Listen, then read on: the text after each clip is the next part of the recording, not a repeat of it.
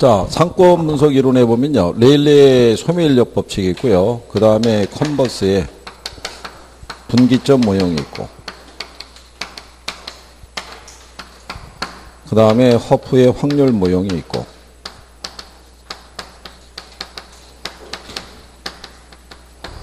어쨌든 얘네 둘을 잘 정리하시면 돼요.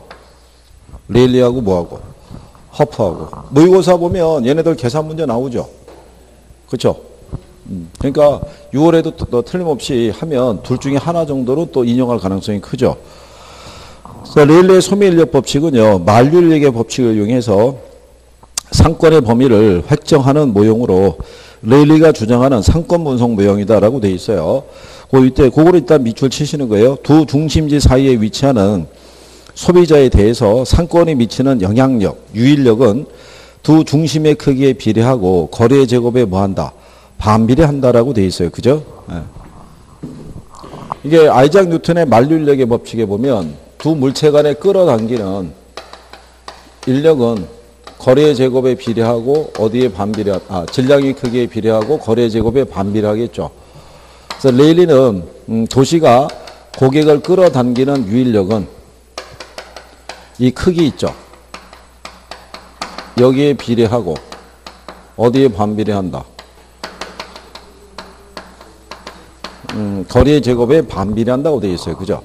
근데 끌어당기는 유인력의 크기는요. 두 개의 도시의 크기가 같다면, 그죠? 만약에 중간에 있는 어느 지점에 있는 어떤 도시에 대해서 양쪽의 도시가 끌어당기는 크기가 같기 때문에 경계 지점은 중간이 된다고 얘기했었어요. 그건 기억하시나요? A 도시하고 B 도시가 있는데 얘도 인구가 5만이고요. 얘도 인구가 5만. 근데 중간에 만약에 C라고 하는 지역이 있을 때 C라는 지역에 거주하고 있는 고객들을 양쪽의 도시에서 끌어당기는 유인력이 있죠. 유인력은 두 개의 도시의 크기가 같잖아요. 5만. 그러면 분기점은 정확하게 어디가 된다 그랬어요? 여기는 중간이 되겠죠. 이렇게. 근데 만약에 B 도시가 A 도시보다 2배 이상 크다면 분기점은 어느 도시에게 가깝게 간다 그랬어요? 에? 자, 얘를 버리고 얘기해 보세요. 어느 도시에 가깝게? 일로 가죠, 일로. 아니, 얘가 끌어당기는 유인력이 더 크잖아요. 그죠?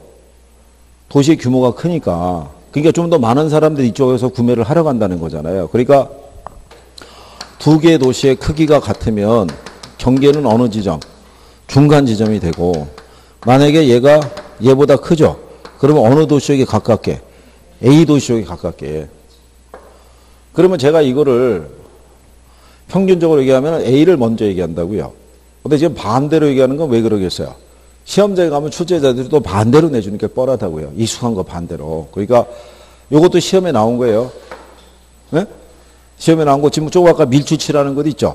그것도 시험에 나오는 거예요. 비례를 반비례를 비례로 해서 그 표현만 살짝 바꿔서도 내는 거예요. 그러니까 그거라도 알아달라고 지금 해주는 거예요. 그죠?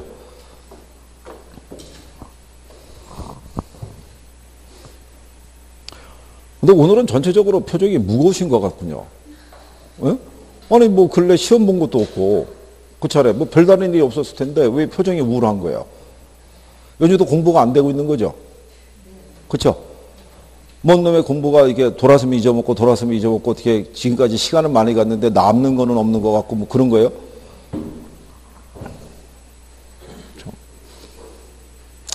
근데 이게 지금 정도에서, 본인이 뭐가 점수가 안 오르고 있고 그렇더라도 초작이야 생각하실 건 아닌 게 이론을 배웠다고 그래서 이게 점수하고 비례하진 않아요. 그리고 학원에 나온 시간 있죠. 시간하고 얘하고도 비례하진 않아요. 아니 학원에 나온 기간이 오래됐다고 점수가 올라갈 것 같으면 그죠? 1년 그냥 한 2년 착실히 다니면 그냥 합격할 거 아니에요. 그죠? 그렇잖아요? 그건 간단한 거 아니에요? 뭐, 머리 아프게 공부할 필요가 뭐 있어요? 절대로 그렇지는 않다고요. 그러니까 결국은 뭘 해야 되냐면, 반복을 해야 돼요. 이게 들은 거를 어차피 돌아서면 잊어먹게 돼 있어요. 그죠? 그렇잖아요? 그러니까 돌아서면 잊어먹으니까 한 번 더 돌면 될 거 아니에요? 그럼 다시 또 기억이 날 거 아니에요? 그러니까 계속 반복하는 거예요. 반복. 지겹도록. 다만 이제 누가 한 번 더 빨리 돌아가지고 용어를 인식이 빨리 되느냐 이거예요. 그러면 점수가 나오기 시작해요. 그러면 공부도 탄력을 받기 시작하고. 그렇죠? 그리고 안 되는 거는 저기 선생한테 자꾸 물어보시면 되고, 그렇죠? 여기는 그 오전 수업을 마무리하고 저도 작업을 하기 위해서 이동을 하기 때문에 미리 사전에 뭘 물어볼 게 있다 그러면 거기 맞춰가지고 제가 들어와서 그런 뭐 설명을 해드릴 테니까 그런 게 없으면은 선생님이 나가서 밖에서 작업하다가 그냥 들어온다고요. 여기 또 중간에 날이 무진장이 덥잖아요. 그죠?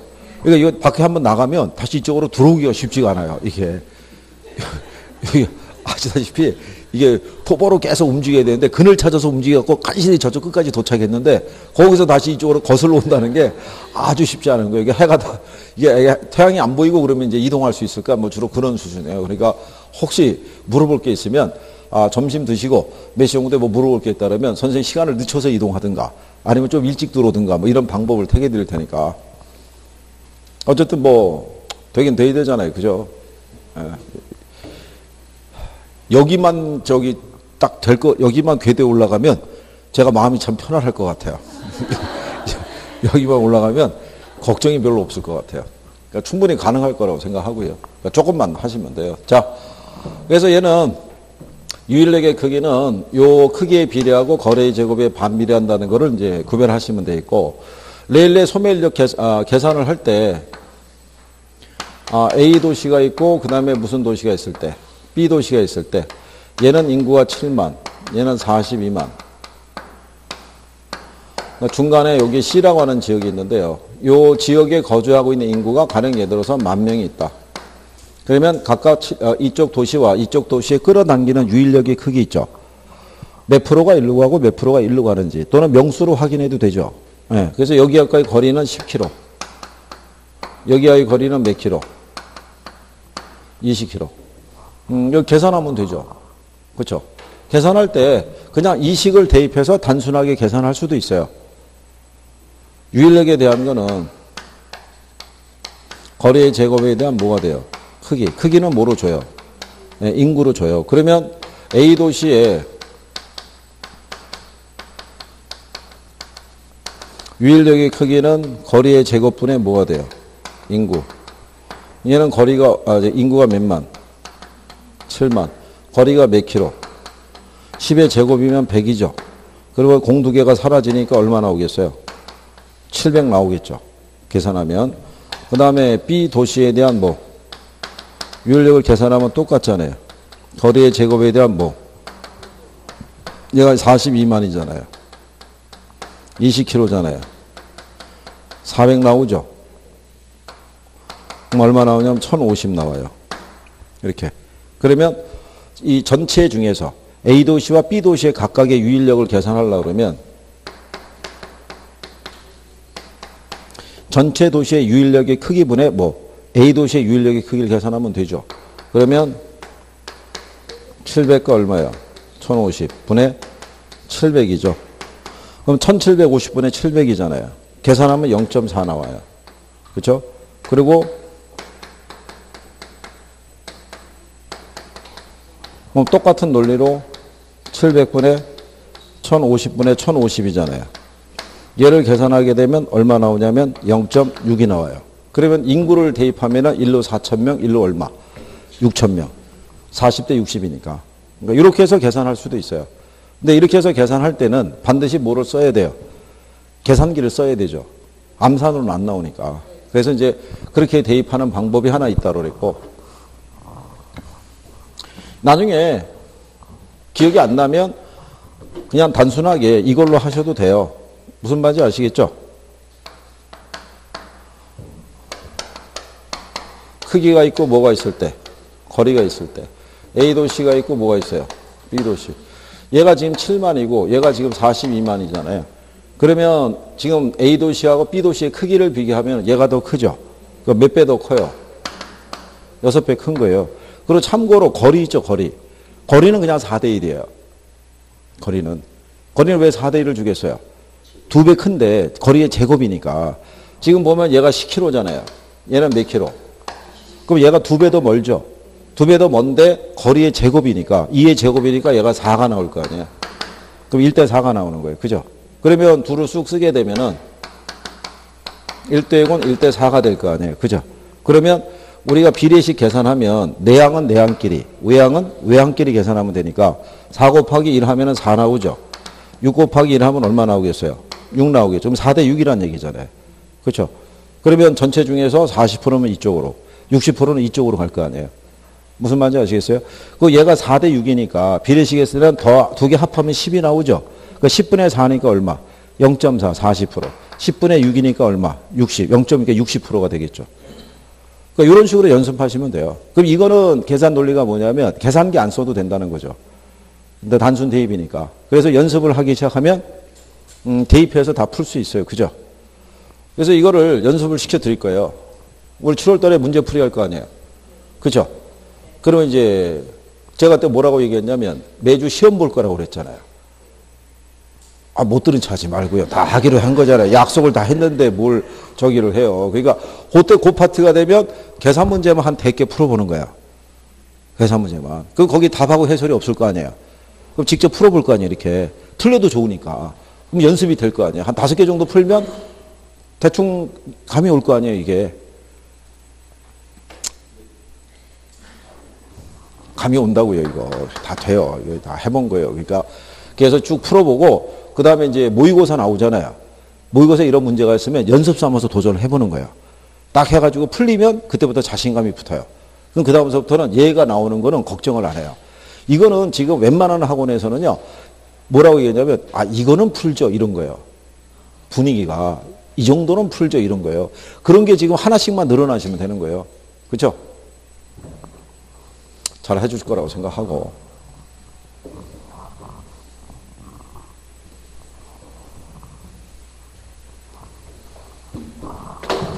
이게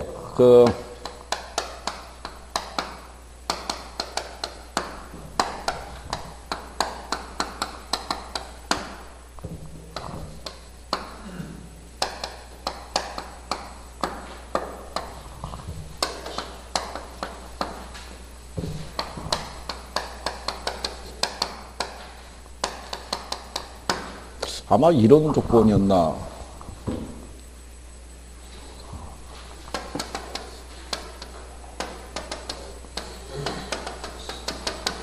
맞네요. 이 조건이네. 이게 기출이었어요. 작년. 그죠?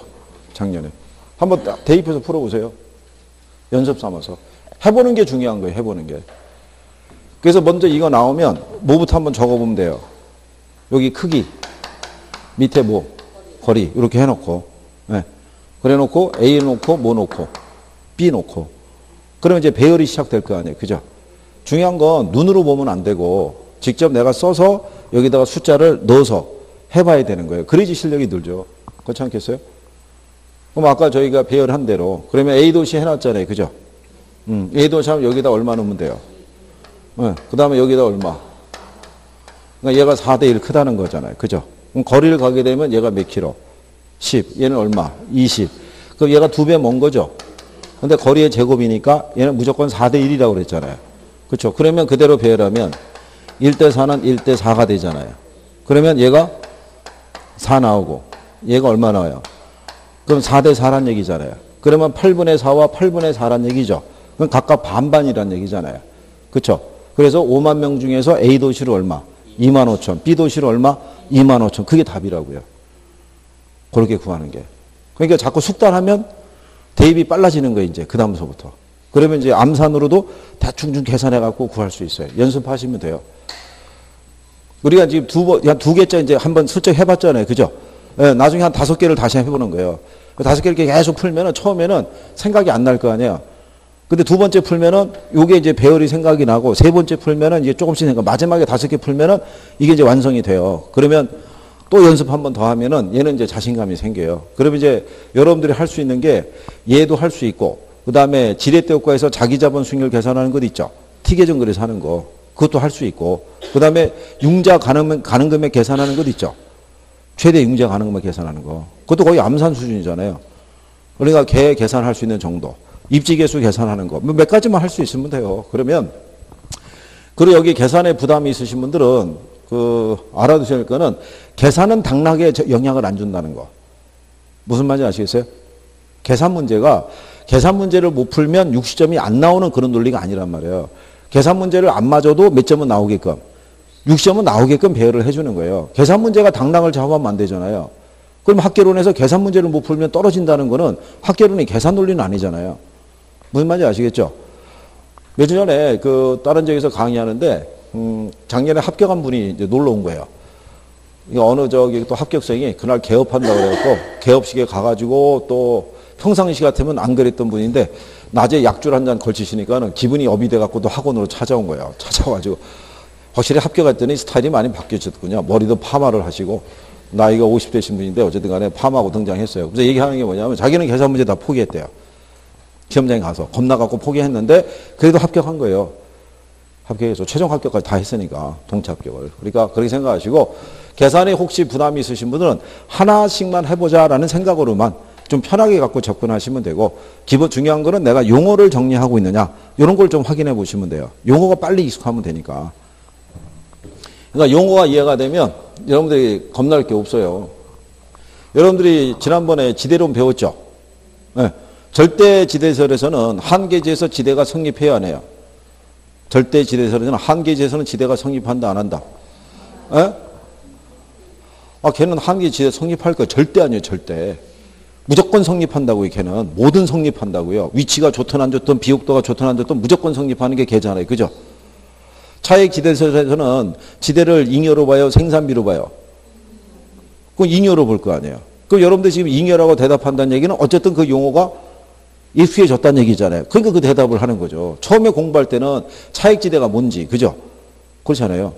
입찰지대가 뭔지 이런 거 몰랐었잖아요. 그러니까 어쨌든 용어가 조금씩 익숙해지고 있는 거니까 그게 긍정적인 거라고 생각하시고 조금씩 하시면 돼요. 그죠?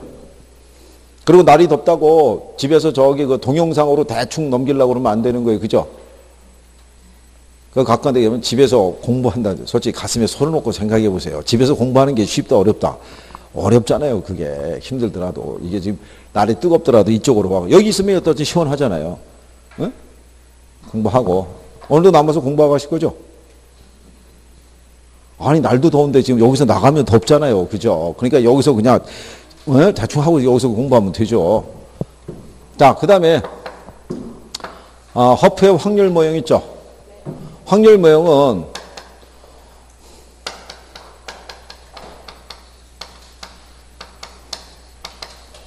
점포의 뭐를 추정할 때 유용하게 쓸 수 있는 거예요? 시장 점유율을. 그죠? 허프의 확률 모형은 여기 H라는 도시가 있을 때요. 도시 내에 이렇게 다수의 점포가 있을 수 있어요, 없어요? 다수의 점포가 있을 때 각각의 시장 점유율이 있을 거 아니에요. 그죠? 그러면 A 점포의 시장 점유율, B 점포의 시장 점유율, C 점포의 시장 점유율이 각각 나타나 있을 거 아니에요. 그러면 각각의 시장 점유율을 구하게 되면 전체 중에서 얘가 또는 얘가 차지하는 시장 점유율의 크기를 계산할 수 있다 없다? 있다 이거예요. 그러니까 전체를 합하면 이 중에 A의 시장 점유율을 구하라 그러면 여기다 20을 넣으면 될 거 아니야. 그럼 걔는 100분의 20이니까 몇 프로? 20%. 만약에 B를 구하라면 100분의 30이니까 몇 프로? 30%. C를 구하라면 100분의 50이니까 몇 프로? 50%의 시장 점유율을 구하면 되는 거예요. 그래서 거기 그 허프에 확률 모형이라고 이렇게 돼 있을 때요. 자, 거기 마지막에 보면요. 리을이라고 나와 있죠. 네. 허프는 레일리 컨버스의 소매 인력 이론을 소매 상권 이론으로 전환시켰을 때 허프는 두 중심지 사이에 도시 사이에 존재하는 소비자에 대한 유인력은 반드시 거리의 제곱에 반비례하는 것은 아니고 현실적인 장애물을 상정해서 계산해야 된다라고 얘기했다는 얘기죠.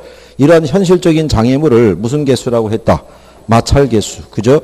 또는 거기에다가 뭐까지 도입했냐면 시간거리 개념도 도입을 한 거예요. 그러니까 이 사람은 고객을 끌어당길 수 있는 유인력이 있죠. 유인력은 매장 면적의 크기에 비례하고요.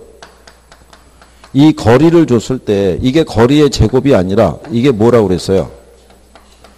이걸 마찰계수라고 준 거예요. 그러니까 이 마찰계수의 값은 계산을 해야 되는데 이 사람은 마찰계수가 1도 될 수 있고 2도 될 수 있고 3도 될 수 있다고 본 거예요. 그죠? 그래서 나중에 여러분들이 7월달 이후에 모의고사가 혹시 외부 모의고사 나오면 마찰 개수의 값을 다르게 줄 수 있을 거예요. A 점포는 마찰 개수가 1이고 B 점포는 마찰 개수가 2고 C 점포는 마찰 개수가 3이다. 이렇게 줄 수도 있다고요. 근데 그것도 역시 계산 논리는 간단하게 맞춰줘요. 숫자는 암산이 가능하게끔 배열을 해줘요. 그거를. 그러면 당연히 이것도 선생이 연습 문제로 줘요, 안 줘요? 당연히 연습 문제로 주죠. 그래서 얘는 여러분들에게는 주로 얼마로 줘요? 2로 주는 거예요. 2로. 마찰 개수의 값을 얼마로 준다? 2로. 2로 주게 되면 거리의 제곱 개념이 되잖아요. 그러니까 계산하기 훨씬 편리할 거 아니에요. 그죠? 원래 이 허프 모형이 힘드니까 일본 통상성에서 수정 허프 모델을 만든 거예요. 그래서 이 마찰 개수의 값을 뭐로? 2로 계산해서 이걸 주는 거예요. 기준값으로. 이걸 없으면 우리가 계산해야 되니까. 그러니까 얘는 통상 뭐로 준다고 보시면 돼요. 2로 준다고 생각하시면 돼요. 그죠? 근데 요걸 거리에 대한 부분을요. 뭐로 대체할 수 있냐면 이걸로도 대체할 수 있어요. 시간으로. 그러니까 시간과 거리는 비례한다는 가정으로 몇 분 걸린다고 줄 수도 있다 없다. 있다란 얘기라고요. 시험에서 시간 거리를 대입해서 문제가 딱 한 번 나온 적이 있어요. 딱 한 번. 그러면 얘는 이렇게 보시면 되겠죠. 우리가 지난번에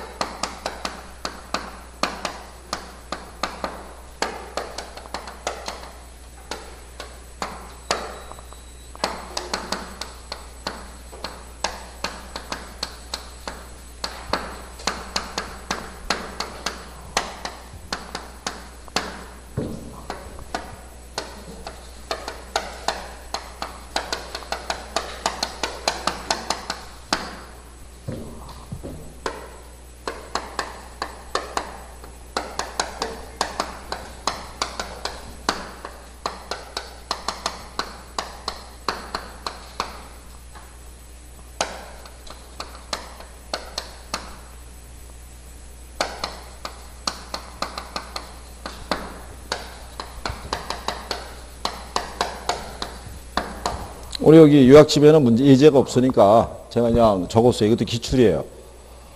자, C도시의 인구가 얼마냐면 10만이에요. 10만인데 이 중에 70%만 할인점을 이용한대요. 그리고 거리의 마찰 개수는 얼마? 2가 주어져 있을 때 A 할인점과 B 할인점의 면적과 거리가 이렇게 제시가 되는 거예요. 그때도 박스로 나왔었어요. 그렇죠? 그랬을 때 A 할인점 있죠? A 할인점에 시장 점유율 있죠? 네, 시장 점유율의 크기와 이용객 수를 구하라는 게 문제였었어요.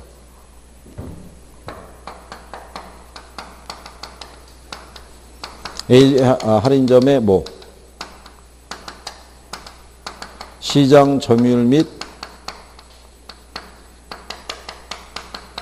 이용객 수는 이렇게 물어본 거예요. 이거. 그러면 얘는 그냥 이 상태로 대입하면 돼요, 안 돼요? 개별 점포의 뭐를 구해야 돼요? 유인력의 크기를 구해야 되죠. 그러면 개별 점포의 유인력은 요대로 그대로 대입하시면 되겠고, 그 다음에 뭐를 계산할 때는 시장 점유율을 계산할 때는 전체 상점의 유인력분의 개별 상점의 유인력의 크기를 대입하면 뭐를 구할 수 있다? 시장 점유율. 이 논리랑 똑같잖아요. 이거. 이렇게 해서. 그래 먼저 A를 구하면 되죠. A는 매장 면적이 얼마예요? 거리가 1km죠. 근데 1이 얼마예요? 제곱. 그럼 얘는 1이잖아요. 누가 봐도 얘는 그냥 5천이잖아요. 그럼 B를 계산하면 B는 2만이잖아요. 거리가 몇 킬로? 2인데 2의 제곱이니까 4잖아요. 그죠? 그럼 얘도 얼마 나오겠어요? 5천 나오죠. 그러면 전체 상점의 유인력의 크기 합은 5천 플러스 5천이잖아요. 그럼 얼마겠어요? 만분의 개별 상점의 유인력이니까 얘가 5천이잖아요. 10분의 5니까 0.5. 몇 프로? 50%. 그러면 여기 10만 중에서 몇만 명을? 5만 명 하면 안 되고, 그게 이제 출제자가 그게 함정이 이거라는 거죠. 요거만요. 70%만. 10만에 70%면 7만이죠. 7만의 절반이면 3만 5천 명이 유인되는 거죠. 그러면서 지문에다가 이렇게 해주는 거예요. 1번은 뭐라고 주고 50%. 그 다음에 얼마? 5만 주고 2번은 50%에 얼마? 이렇게 주는 거죠. 그러면 요 조건을 잊어먹은 사람은 그냥 일로 갈 거 아니에요. 그러니까 계산을 어렵게 주는 게 아니라 이 조건을 하나 붙여주는 거예요. 조건을. 그러면 우리가 풀수 이제 할 때 착각을 유도하는 거다. 이런 개념이에요. 근데 지난번에 우리가 문제풀이 할 때 이렇게도 했었잖아요. 여기 C라고 하는 뭐가 있고 주거지가 있고 여기 인구가 30만 있다 그랬어요. 그리고 여기 A가 있고 뭐가 있다. B가. 거리는 얘가 10km. 얘가 몇 킬로? 20km. 5천 평방미터, 2만 평방미터. 단 여기 있는 요 주거지 있죠. 도시 인구의 60%가 할인점을 이용한다라고 이렇게 준 거예요. 그렇죠? 네. 그러면 A 도시와 여기 A 할인점이고요. B 할인점이 있죠. 그럴 때 A 할인점에 그냥 이것만 물어봤어요. 이용객 수는 이것만. 몇 명이 이용하냐 이거 A 할인점을. 시장 점유를 물어보지 않고 그냥 이것만 물어본 거예요. 이것만. 그러면 해보면 되잖아요. 그죠? 그럼 먼저 A를 계산하면 여기 뭐가 들어가요? 거리가 몇 킬로? 10킬로. 근데 10의 제곱이잖아요. 그럼 얼마? 100이고 얘가 얼마예요? 5천. 5천을 100으로 나누면 50 나오죠. 공두개 사라지니까. 그럼 B를 계산하면 2만이죠. 몇 킬로? 20의 제곱이니까 400이잖아요. 그럼 얘도 얼마 나온다? 50 나오죠. 50. 그럼 보면 얘하고 지금 조건 중에서 얘는 여기다 공 하나 더 붙여준 거예요. 여기는 1kg, 2kg고 여기는 10kg, 20kg로 준 거잖아요. 그죠? 그러니까 같은 양반이 출제하면서 그냥 공 하나씩만 더 붙여준 거예요. 맞추라고. 그죠? 그러면 눈썰 믿는 사람은 이걸 보는 순간에 캐치를 했을 거라고요. 그러면 30만에 몇 프로? 60%. 30만에 60%는 얼마라는 거예요? 18만 명이잖아요. 18만 명의 절반은. 9만이 답이라고요. 9만이. 이 문제의 답이 9만이었어요. 9만. 그러니까 쓱 본 다음에 눈치 빠른 사람은 그렇게 한 거야. 근데 선생이 시험장 들어가기 전에 뭐를 팁으로 줬냐면 허프의 확률 모형은 대부분 50%를 줬다. 혹시 만약에 계산할 시간이 없으면 뭐를 찍어라 하고 얘기를 했겠어요. 50%를 계산해서 찍어라. 그러면 이걸 계산한 게 아니라 이걸 본 거예요. 30만. 30만에 몇 프로? 60%. 그럼 18만 명이 나오는데 절반이면 얼마? 9만 명. 근데 3번이 9만 명이었다고요. 그럼 그걸 찍었을 거 아니에요. 얘가 딱 한 번만 제외하고는 다 50% 나온 거예요. 허프의 확률 모형은. 근데 왜 그렇게 배열을 맞춰줄 수밖에 없겠어요? 그죠? 1분 내에 풀어야 되니까. 1분 내에. 얘는 왜냐하면 레일리의 모형은 비례식으로 계산이 되잖아요. 근데 얘는 어쨌든 간에 식을 대입을 해야 된다고요. 이게 1분이 빠듯하게 가기 때문에 얘는 요건을 갖다가 어렵게 줄 수는 없는 거예요. 그러니까 가장 단순한 논리로 계속 주는 거예요. 얘가. 그러니까 출제자도 힘들 거 아니겠어요? 한 번 이렇게 내고 한 번 이렇게 냈는데. 그렇죠? 그러니까 얘가 25회 때 이렇게 나왔고 23회 때 이렇게 나왔다고요. 이렇게. 예? 네. 어느 거? 이거요? 마찰계수의 값은 원래는 이거를 계산을 아까 얘기한 대로 마찰계수의 값은 이걸 계산을 해야 돼요. 마찰계수의 값은. 그러니까 계산하는 공식이 있는데 현실적으로 이 값을 대입해서 값을 도출한다는 거는 무리잖아요. 무리니까 출제자들이 이거를 얼마로 준다는 거예요. 마찰계수의 값은 2라고 줘요. 그냥. 그러니까 따로 계산할 필요는 없어요. 근데 이제 아까 제가 얘기한 건 뭐냐면 원래 논리대로 따진다 그러면 마찰계수의 값은 다르게 제시할 수가 있어요. 계산하라는 얘기니까. 근데 이제 그 선생들이 모의고사를 줄 때 단 A 점포의 마찰계수는 1이고 B 점포의 마찰계수는 2라고 가정한다 이렇게 준다는 얘기야. 그걸 줄 때. 그러니까 그거는 이제 거기에 맞춰서만 대입을 하면 되고 실전에서는 나눠서 주는 경우는 없어요. 실전에서는 무조건 뭐로 준다고 보면 돼요. 2로 그냥 확정해서 줘요. 이걸 왜 2로 확정해서 줘야 되냐면 그래야지만 계산이 된다고 보는 거예요. 이거를 만약에 응생보로 이 마찰계수의 값을 도출해서 계산하라는 거는 뭐 있을 수가 없겠죠. 네.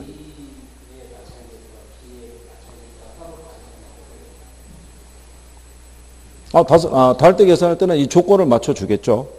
만약에 들어서 얘가 1로 주고 얘가 2를 주게 되면 얘는 1일 거고 얘는 2 곱하기 2니까 4가 나올 거 아니에요. 그럼 4에 맞춰서 이 숫자를 맞춰주겠죠. 그래야지 5대5가 맞게끔 주어진다는 얘기예요.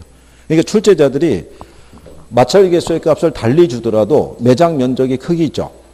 이게 암산으로 계산이 가능한 면적이랑 맞춰서 주는 거예요. 복잡하게 계산하기는 안 줘요. 예. 그렇죠. 그냥 여기 거리에 대한 마찰계수의 값이니까. 식에 보면은 이 거리에 대한 마찰계수의 값이 제시가 돼 있잖아요. 그러니까 요거를 계산하라고 하진 않고 그냥 거기다 마찰계수의 값을 단순 대입하는 형식으로 주는 거예요. 그러니까 식으로 구해서 계산하는 거는 없어요. 그러니까 그러면 이것도 연습하면 가능할 것 같아요? 이렇게 나오는 정도는? 네? 네. 그러면 얘도 연습을 시켜드릴 테니까 나중에 여러분들 이제 그 문제집 풀 때 별지로 문제 우리가 푼다고 그랬었죠? 그러니까 별지로 문제를 푼다고 그랬잖아요. 그게 우리 기본 문제집은 답하고 해설이 있잖아요. 답하고 해설이 있으면 긴장감이 떨어진다고요. 그렇죠? 그러니까 우리가 여러분들의 그거를 그 기억을 되살리기 위해서 모의고사 스타일로 문제 준다고 그랬잖아요. 예? 그래서 그거 풀면서 기억을 유지해야 되니까. 그러니까 풀어보고 연습하고 계산 나오는 거 자꾸 해보면 조금씩 감이 생기기 시작해요. 그리고 기억 잊어먹지 않기 위해서 선생이 문장에 물어보겠죠. 지금 여기 안에 보면 지금 처녀들 둘이 지금 전멸했잖아요. 지금 물어볼 사람이 없잖아요. 지금 방법이 없잖아요. 지금 그냥 물어볼 수밖에. 그렇죠? 예? 그래서 그런 내용 정도. 그리고 이제 여기서 보시면요. 레일리하고 컨버스의 모형은 딱 몇 개 도시만 가정했어요. 예, 2개 도시만 가정했고 얘는 다수의 점포가 있는 걸 가정한 거예요. 그죠? 그러니까 요건은 서로 틀린 거죠. 요건은. 그래서 얘는 경쟁 점포의 수도 고려해야 된다고 그랬어요. 뭐를 계산할 때? 시장 점유율의 크기를 계산할 때 얘는 뭐하고 뭐만 계산하면 돼요? 크기하고 거리만 계산하면 되는데 얘는 여기에다가 모두 플러스가 된다. 경쟁 점포의 수까지도 우리가 포함해서 인식을 해야 된다라고 얘기한 거예요. 자, 그래서 그런 내용 정도 하신 거고요. 그 다음에 이제 뒤로 가시면 점포의 종류가 있어요.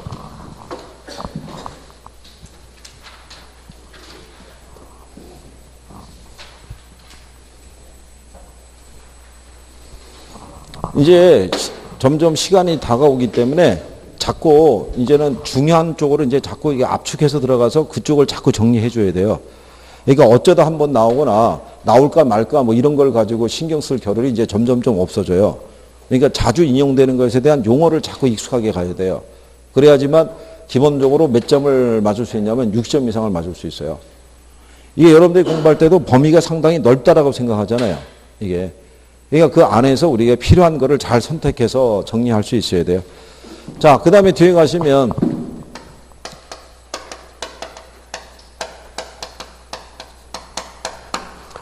점포의 종류가 있을 때 거기 가면 공간균배의 원리에 따른 입지 유형별 점표라고 있죠.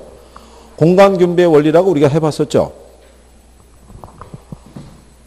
자, 우리가 하나의 도시가 있다고 가정할 때 그쵸?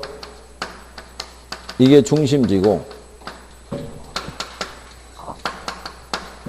얘가 상권이라고 가정했을 때 이 공간상에 점포가 어디에 입지해야지 유리하자라는 것을 우리가 해봤었죠.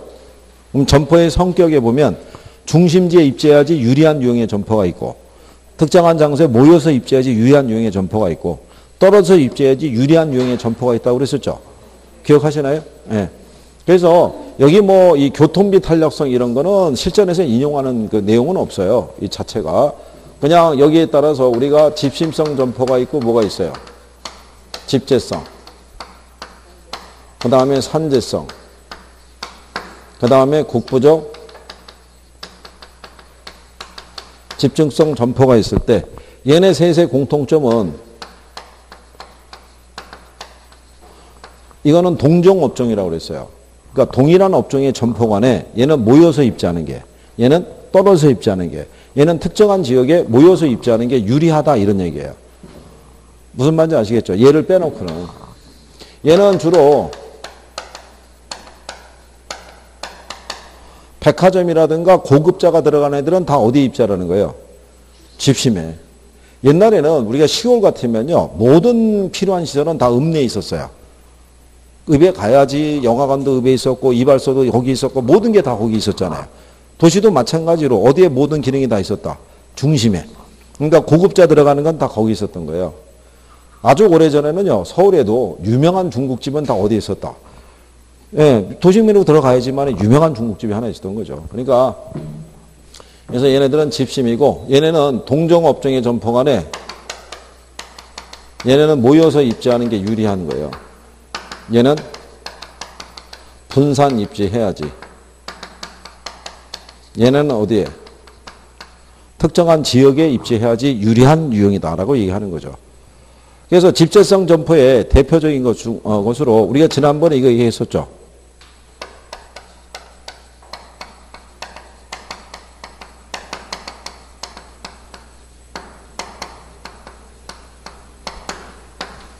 일단 얘네 셋은요, 모여서 입지하는 게 대부분이에요. 얘네 셋은 우리가 생산자 서비스를 제공한다고 그래요. 그러니까 서울을 기준으로 하게 되면요, 시청을 기준으로 해서 대기업 본사들이 예전에 이거 시청 중심으로 많이 모여 있었어요. 그리고 을지로 입구 쪽에 가면 이 은행들 본점들이 다 대부분 거기 있었던 거예요. 그러면 기업의 입장에서는 각종 경영에 필요한 인허가 있죠. 인허가 받으려고 하면 관공서랑 가깝게 있어야 되고, 경영을 하기 위한 자금의 조달과 운영이 필요하니까 은행하고도 가깝게 있어야 될 거 아니에요. 그러니까 얘네들은 대부분 모여서 입지한다고요. 모여서. 우리 저기 집재성 점포에 보면 상사의 사무실이라고 돼 있죠. 예, 그 상사, 오래전에 번역해서 그래요. 오래전에 우리 저기 기업에 보면 종합상사 이런 거 있었잖아요. 기억하시나요? 예, 그런 개념으로 번역이 된 거예요. 그러니까 이게 오래전에 번역 논리라서 그래요. 그러니까 그냥 제가 그냥 기업의 사무실이라는데 그냥 기업의 어떤 이제 기업 같은 경우, 그 다음에 관공서, 은행 등은 모여서 입지하는 게 유리하고, 그 다음에 특정한 제품으로 나누게 되면 가구점이라든가 의류점 같은 경우도 모여서 입지하는 게 유리하죠. 걔는 비교 구매하는 애들이니까. 그런 논리라는 거예요. 그 다음에 분산 입지에 유리한 애들은요, 잡화점이라든가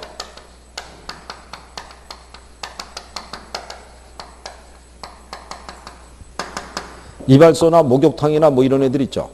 예, 이런 애들은 다 분산 입지해야 되는 거예요. 이게 동네마다 한두 개씩은 있죠. 동네마다 이게 20, 30개씩 있지는 않아요. 그죠? 한 동네에 목욕탕이 한 20, 30개씩 있고 걔가 성업 중이라는 얘기는 그 동네 주민들이 다 탕에 잠겨 있어야 된다고 그랬잖아요. 그래야지 매출이 발생할 거 아니에요. 그러니까 현실적으로 불가능할 거 아니에요. 그죠? 그러니까 곳곳에 다 이런 것을 소비하는 고객들은 있으니까 얘네들은 떨어져서 동네마다 하나씩 있다라고 생각하시면 되고, 그 다음에 여러분들이 아시는 농기구점이라든가 어구점 뭐 이런 것 있죠. 이런 애들이 도시지역에 점포가 있으면 매출이 잘 발생하지 않죠. 그러니까 주로 어디 있어야겠어요?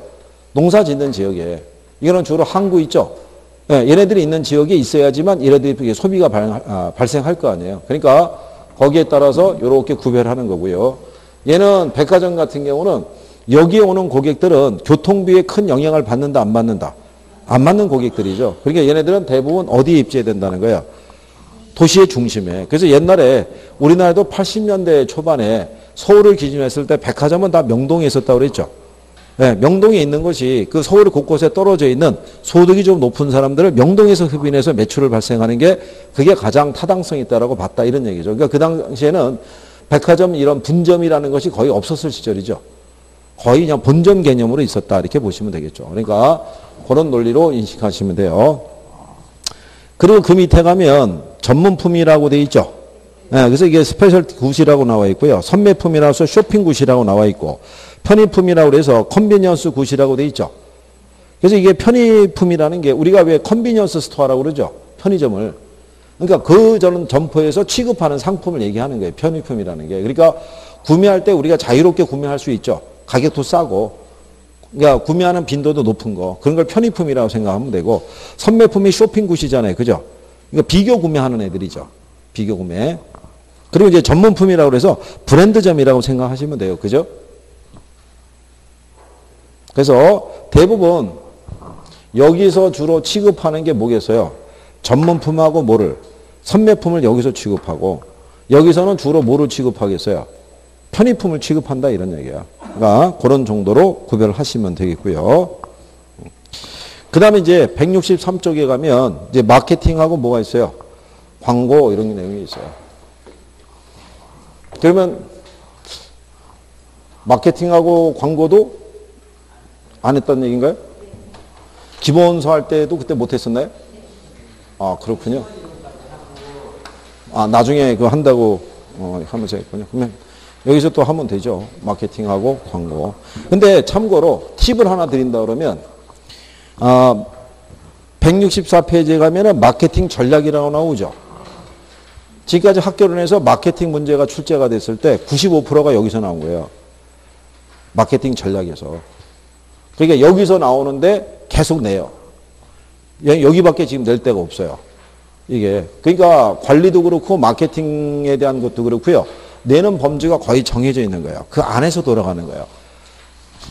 그래서 거기에 대한 것만 기본적으로 정리해 두시면 무난하게 또 포인트를 하나 우리가 딸 수가 있어요. 그렇죠? 그래서 잠깐 쉬었다가 마케팅 광고 마무리하고 간평으로 가죠.